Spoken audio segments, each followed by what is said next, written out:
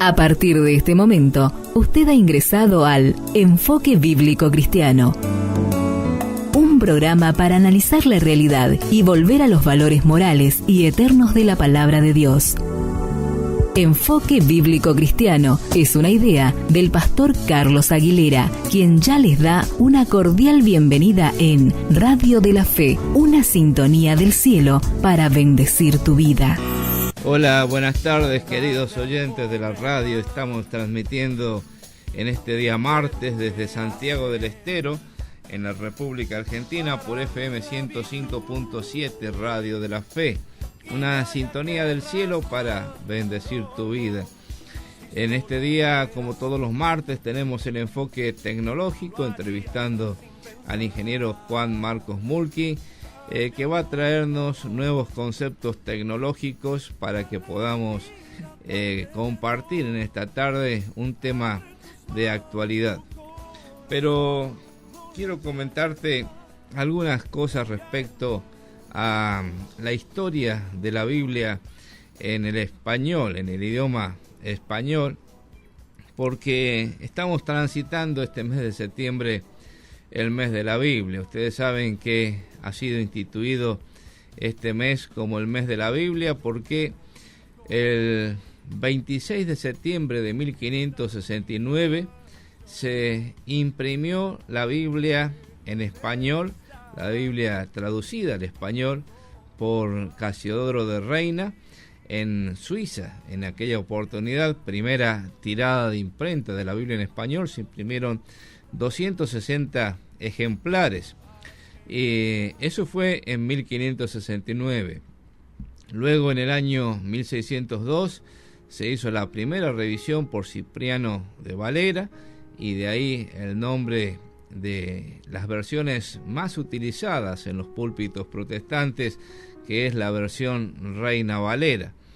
Pero quisiera comentarte y repasar un poco lo que es la historia de la Biblia traducida al español, porque mucho antes de la invención de la imprenta, España ya poseía las Sagradas Escrituras, primero en latín y luego en español.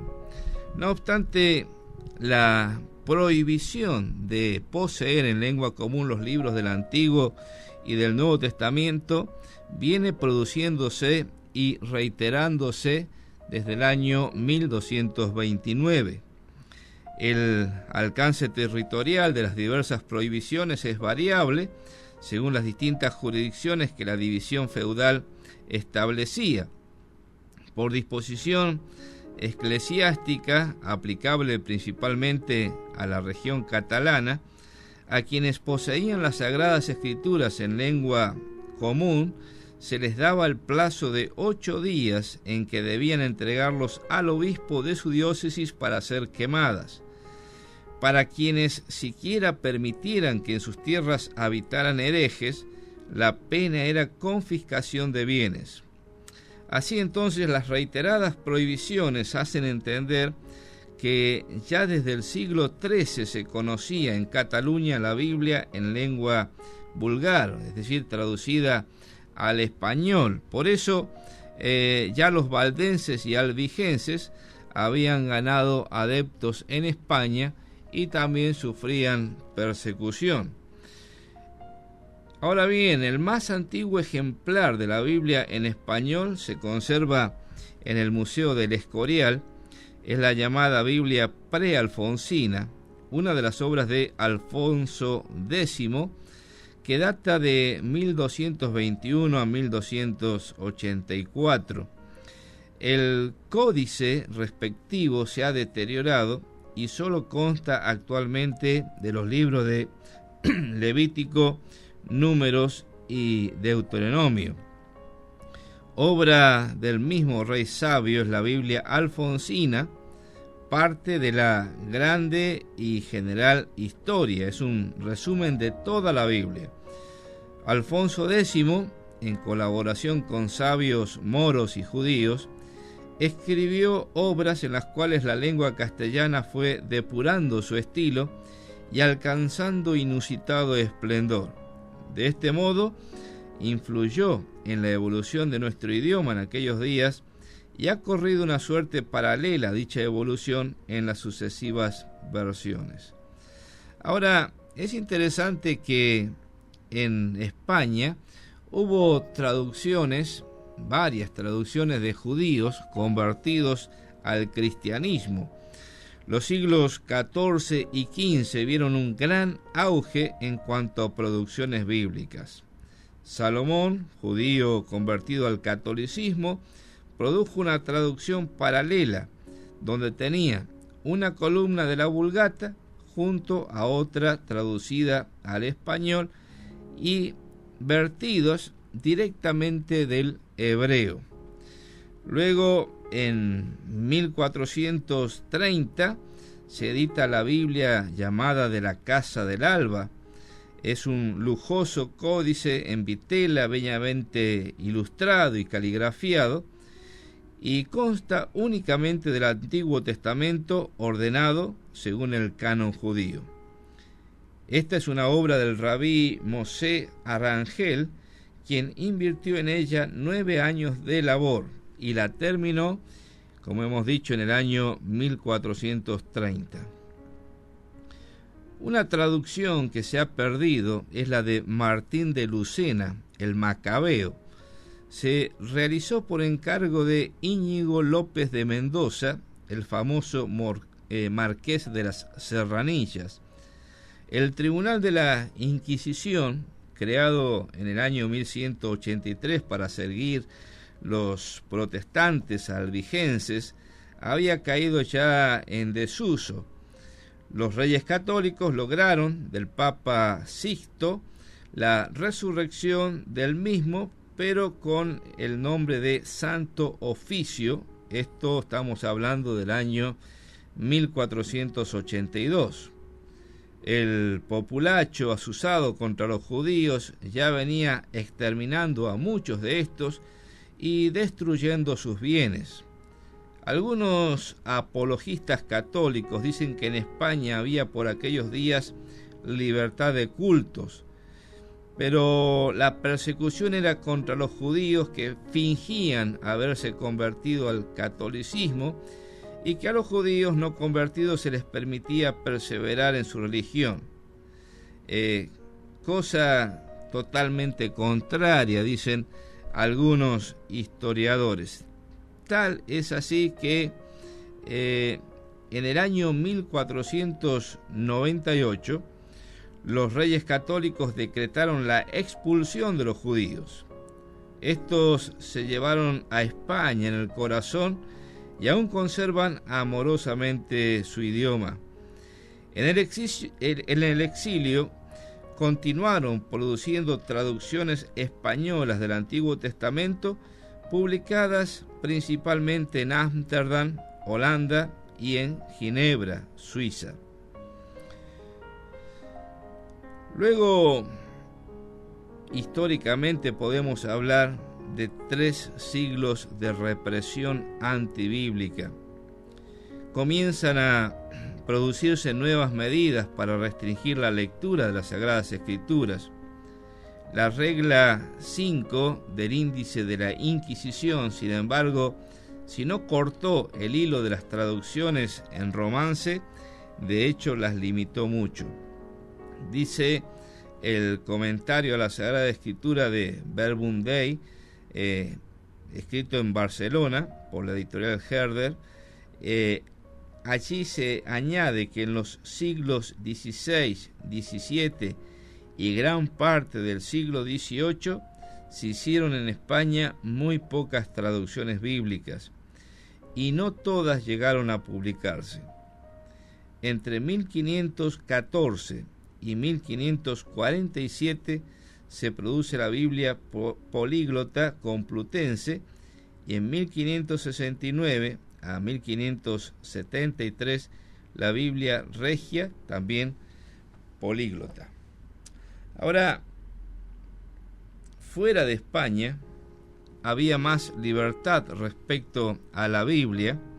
Entre los traductores judíos exiliados están Isaac Abarbanel, Isaac Aramán Ben Mosé y John Top Atías, conocido como Duarte Pinel, y Jerónimo de Vargas. Patrocinados por el duque Hércules II de Ferrara, estos dos últimos producen en 1553 la Biblia, Antiguo Testamento, que lleva el nombre de Ferrara.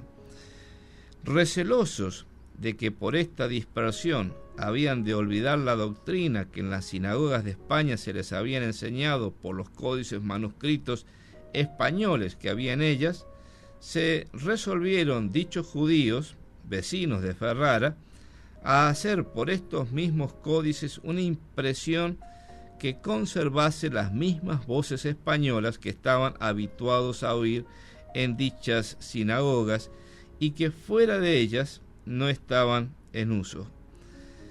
En su prefacio, dirigido al lector, Pinel y Huske manifiestan haberse valido de la obra de muy sabios y experimentados letrados en la misma lengua, así hebraica como latina, y de todas las translaciones antiguas y modernas y de las hebraicas más antiguas que de mano se pudieron hallar. La versión ferrarense es, entonces, sin dudarlo, fruto de una elaboración colectiva de varias generaciones. Es interesante esta historia y resaltar cómo se llega a esta versión de la Biblia de Ferrara. La Biblia se había aclimatado en España y al fin la palabra viva fue adaptándose a la evolución de la lengua castellana y reflejando sus mejores glorias. Pero no hay que dejarse engañar por el grandísimo número de traducciones. No habían llegado todavía los días de la imprenta. Poseer un ejemplar de las Escrituras era privilegio de ricos y eruditos. Además, aunque hubiera abundado la cantidad de Biblias, el analfabetismo reinaba por todos lados. Había entre el pueblo un relativo conocimiento de las Sagradas Escrituras, el que a bien tenían suministrarles desde el púlpito y el que se manifestaba en la liturgia. Ese barniz de conocimiento se transmitía por tradición oral. Bueno, hemos querido destacar lo que es la cantidad de Biblias y de traducciones que existían antes de la creación de la imprenta y que ya circulaban vertidas al latín y al español, hechas por judíos convertidos al cristianismo.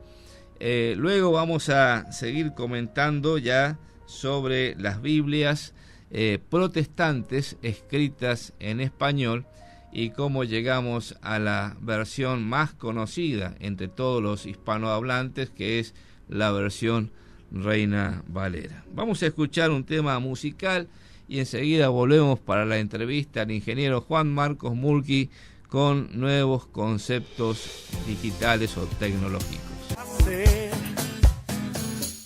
Darle al pobre pan y que debiera ser.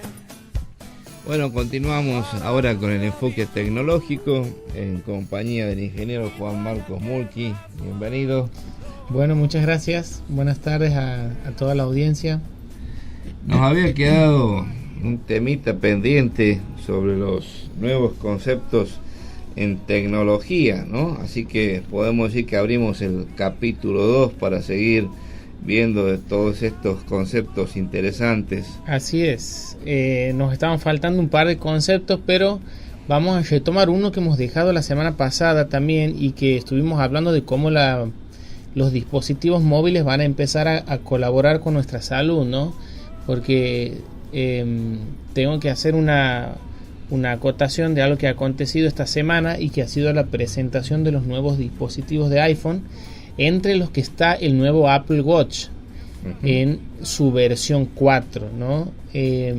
Este relojito inteligente que obviamente se conecta a los teléfonos iPhone también, incorpora ya un electrocardiograma en la muñeca. ¿Puedes creer? Bueno, 30 segundos, ¿no es cierto?, necesita el reloj para tomar con un sensor único en nuestro pulso cómo va nuestro ritmo cardíaco y hacernos una evaluación. A lo menos vamos a decir superficial, no muy avanzada. Está bien. Y aparte, pero si podemos comprar el iPhone, seguro que nos va a dar más el electro. Bueno, cuando llegue el resumen de la tarjeta va a ser la cuestión. Así es. Y viene con un sensor de caídas también, ¿no? O sea, el teléfono detecta cuando hay una caída, cuando obviamente el usuario se ha caído y no recibe movimientos posteriores, se puede configurar para hacer una llamada de emergencia automáticamente, ¿no? Obviamente Apple se está queriendo, con este tipo de dispositivos, ubicar en el nicho de los usuarios mayores, vamos a decir, ¿no? Claro. Que son usuarios mayores, pero son usuarios conectados, ¿no? No dejan de tener acceso a la tecnología. Mayores, conectados y con plata. También, sí.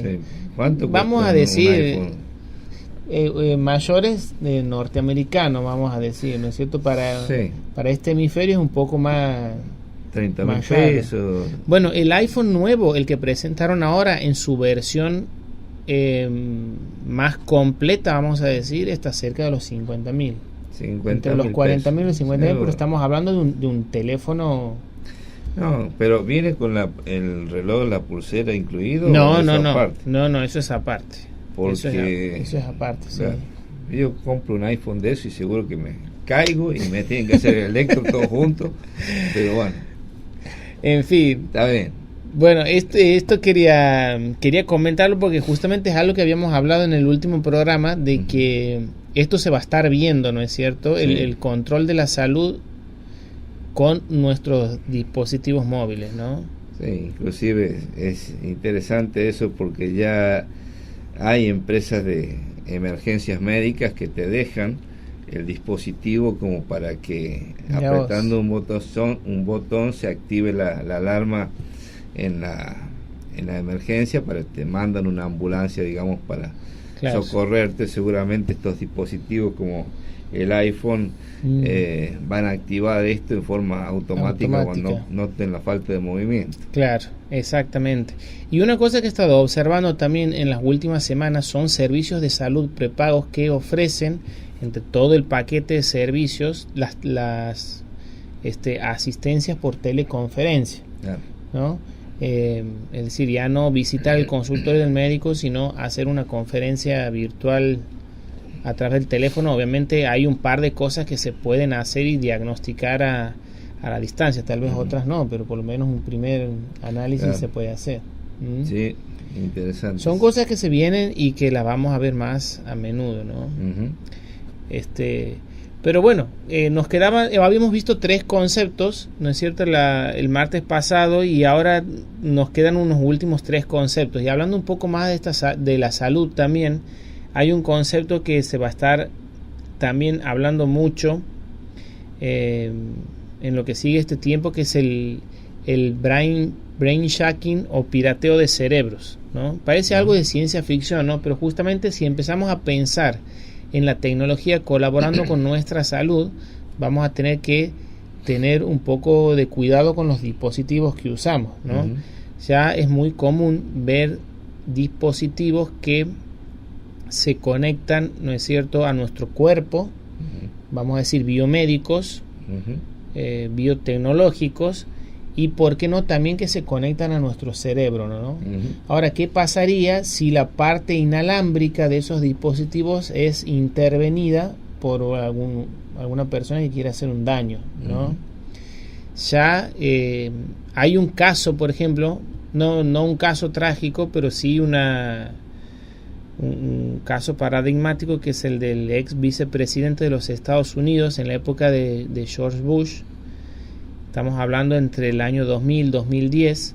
El vicepresidente tenía puesto un marcapasos, ¿no? Y pidió por favor que se le anule lo que era la parte inalámbrica, porque corría el riesgo, digamos, de que alguna persona malintencionada y estamos hablando del vicepresidente de los Estados Unidos, ¿no? Pueda entrar y pueda hacer algo con el dispositivo, ¿no? Y hoy por hoy hay dispositivos que se están conectando directamente al cerebro para tratar, por ejemplo, el Parkinson, los temblores, los trastornos obsesivos compulsivos. Entonces imagínense que tenemos un dispositivo metido en nuestro cerebro y alguien desde afuera puede controlarlo, ¿no? Sería un peligro. Pero es un concepto del que se va a estar hablando seguramente en lo sucesivo, ¿no?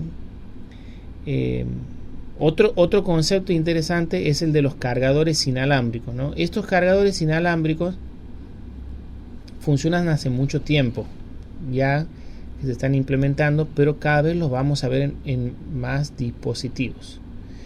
Hoy hay teléfonos, no sé qué modelo es el tuyo, ¿no? Pero hay teléfonos que son muy nuevos. ¿Te parece un Samsung? Bueno, A5.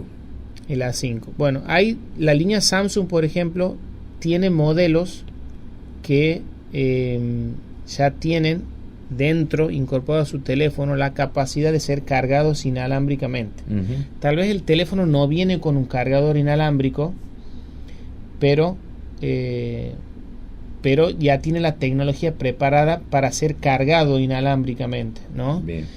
Hay muchos modelos, Sony, Motorola, Samsung, que están preparados ya para este tipo de carga, y algunos vienen, bueno, iPhone obviamente que toda la última línea ya está preparada, ¿no es cierto?, para ser cargada inalámbricamente, y cada vez más dispositivos van a venir de este tipo. ¿Cómo funciona esto?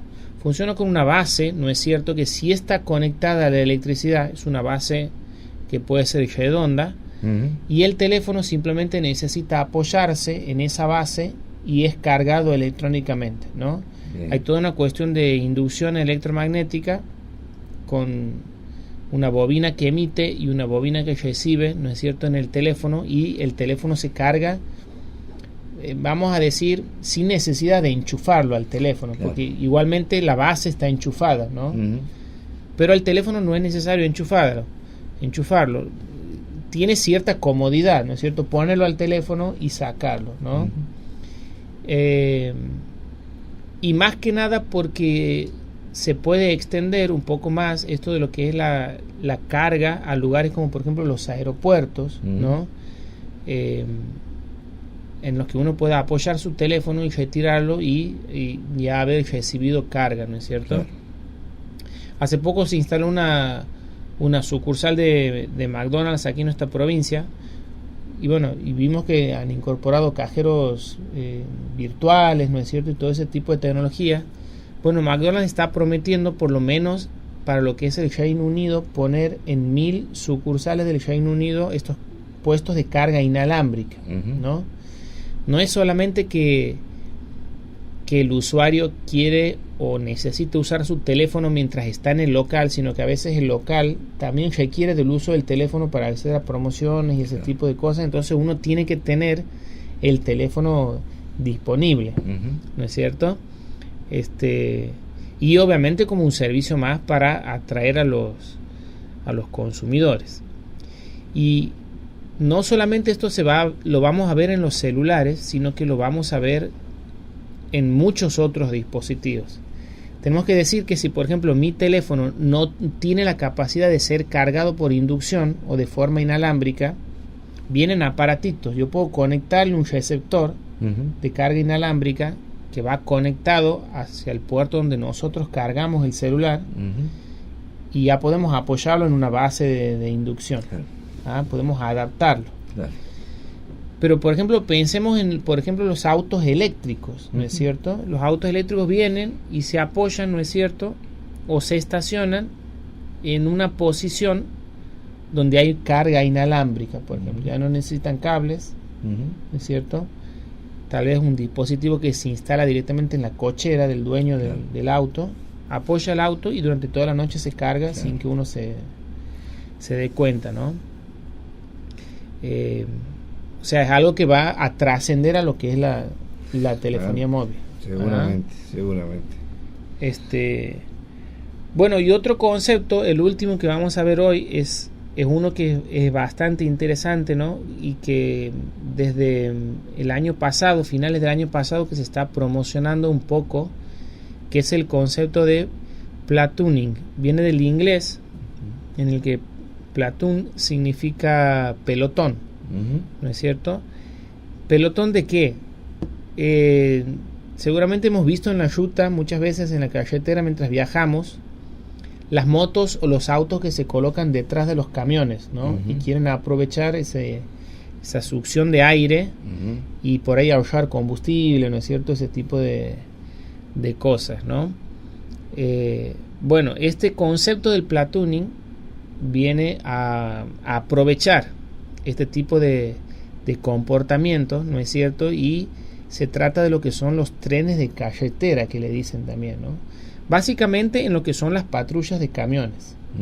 Hemos visto ya en otros programas los autos autónomos, de cómo se está progresando esta área de la tecnología en la que los vehículos se mueven sin ningún tipo de conductor. Bueno, este es otro concepto en el que el camión o la patrulla, digamos, el primer camión de esta patrulla, de este pelotón, es el único que se conduce, y todos los demás vehículos, que pueden ser camiones, ¿no es cierto?, o pueden ser otro tipo de vehículos, se van incorporando a esta fila, ¿no es cierto? Y van guardando la distancia, ¿no es cierto? Y van haciendo las mismas maniobras evasivas o de conducción que hace el camión de adelante, ¿no? Obviamente son vehículos con muchos sensores, pero al mismo tiempo el camión o el vehículo principal se comunica también inalámbricamente con los otros, ¿no? Entregando y recibiendo información. Scania ya ha hecho algunas pruebas y realmente es espectacular ver cómo funciona el sistema. Y por ejemplo, cuando un auto ajeno, digamos, a la cuadrilla interviene y se coloca entre los camiones o entre los autos, los mismos camiones se van acomodando, van guardando distancia, y lo mismo cuando el vehículo se retira, se vuelven a acomodar. E inclusive han hecho pruebas, eso se puede ver en internet. El camión de adelante frena de golpe, ¿no es cierto? Y los otros camiones van frenando por detrás. Inclusive los mismos conductores de los otros camiones, que aunque no están haciendo uso del volante, dicen: si yo hubiera tenido que frenar de esa forma, yo no lo hubiera hecho tan rápido ni tan efectivamente. Porque no solamente, en este caso, no intervienen los reflejos humanos, sino que hay toda una conectividad, ¿no es cierto? Y toda una sensorización que colabora con todo esto, ¿no? En uno de los videos de la empresa Volvo, por ejemplo, mostraban a un padre de familia que entraba a una página de internet y ubicaba algún camión que esté por iniciar, ¿no es cierto?, su travesía, y que sea compatible con este tipo de tecnología. Entonces lo agenda y el mismo sitio dice: bueno, usted tiene que salir de su casa a tal hora para poder engancharlo en tal ruta al camión. Entonces el auto va, ve con su GPS cuánto le falta para llegar hasta donde está el camión, se acerca al camión y envía desde su auto la solicitud para engancharse. El camión de adelante la acepta y el conductor del auto suelta las manos desde el volante y ya el camión es el que lo va llevando, ¿no?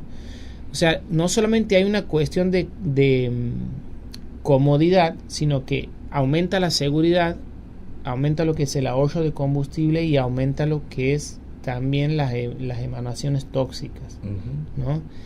Es un concepto que es muy nuevo, pero que se va a empezar a ver. Revolucionario.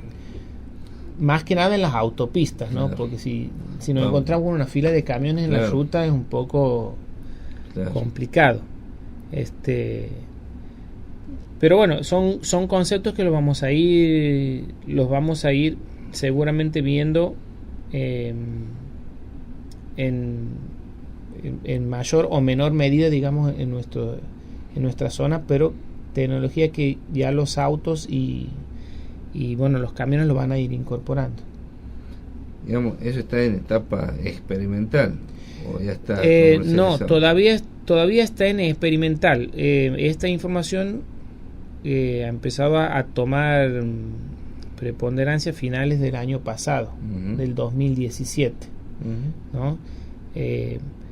Y lo que se está viendo en internet es material, digamos, en zona de pruebas. Claro.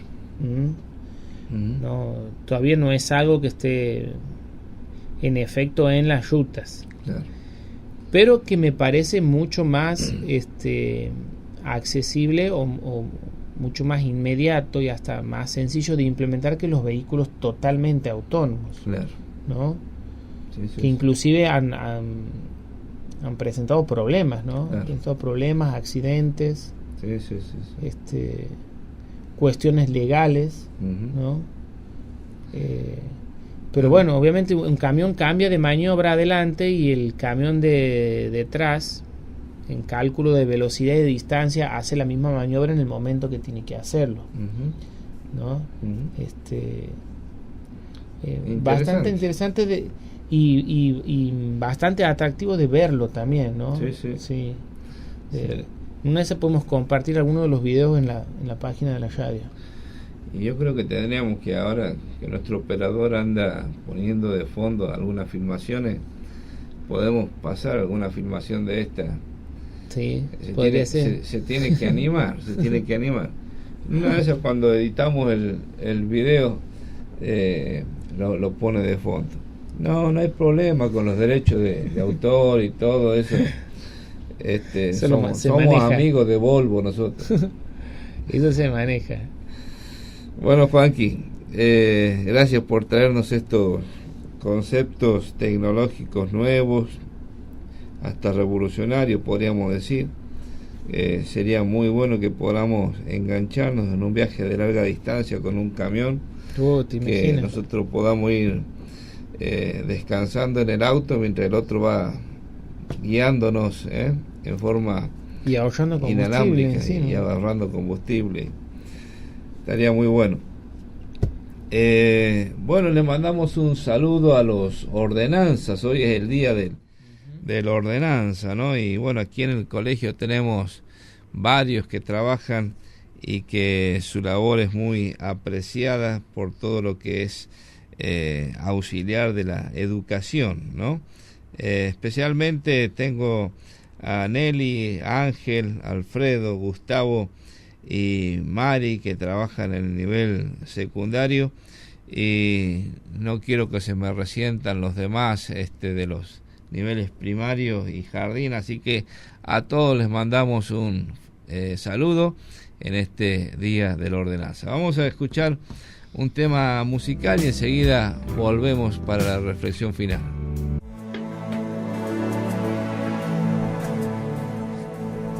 Bueno, queremos llegar al final del programa terminando con la historia esta que habíamos comenzado de cómo nos llega la Biblia traducida al español. Ya habíamos estado haciendo una apretada síntesis histórica de las versiones que ya circulaban en España antes de la invención de la imprenta. Claro, a partir del movimiento protestante que se inicia por allá en 1517, se produce un gran auge en cuanto a lo que es la lectura de la Biblia en el lenguaje vernáculo. La propuesta del movimiento protestante era que el pueblo tenga acceso directo a la lectura de la palabra de Dios.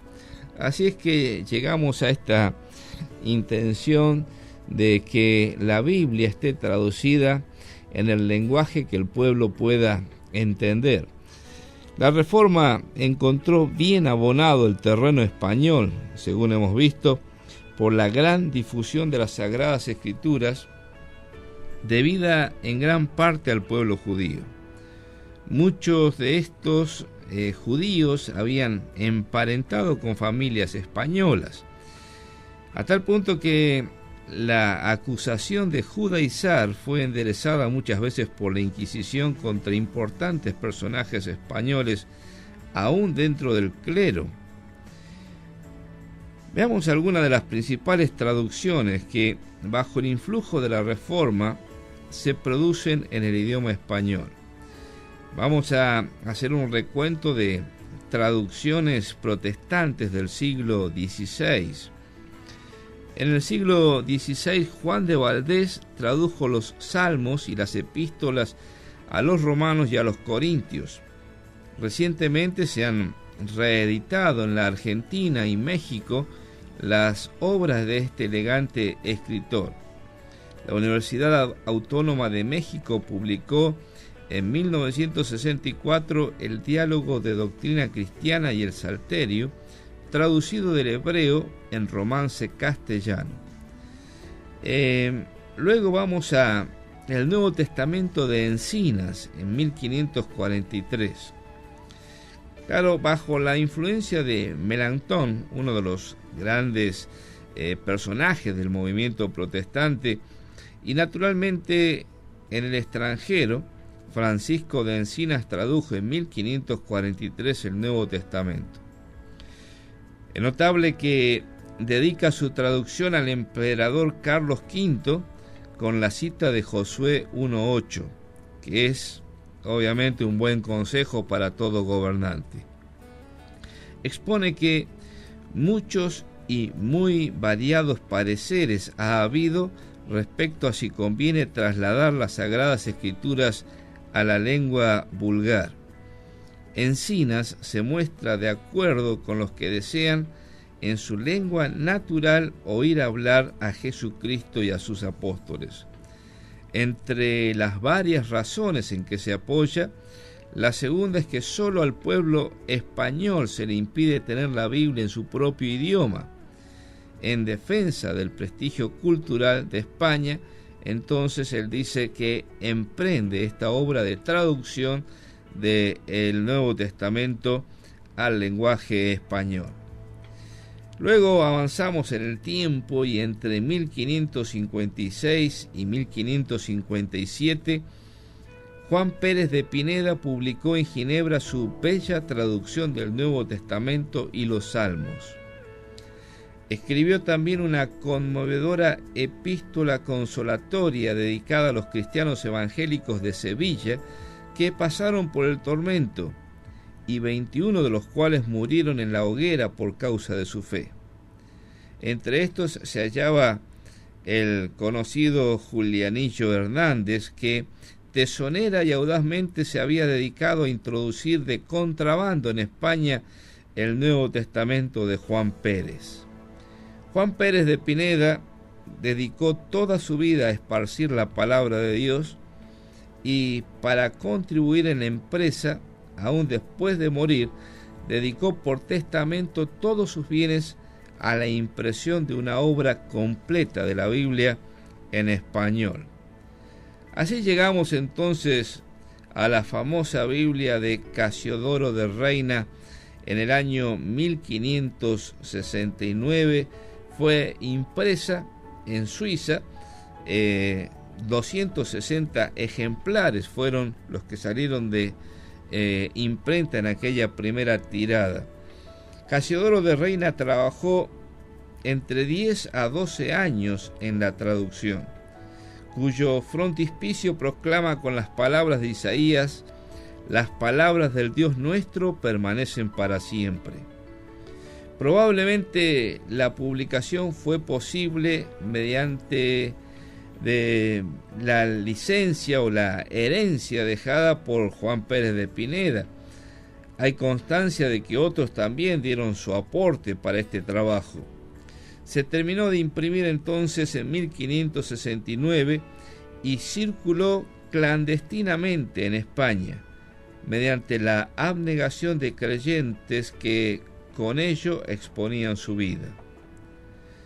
Menéndez y Pelayo hizo el siguiente elogio de esta traducción: como hecha en el mejor tiempo de la lengua castellana, en mucho la versión de Casiodoro a la moderna de Torres y a la desdichadísima del padre Sío.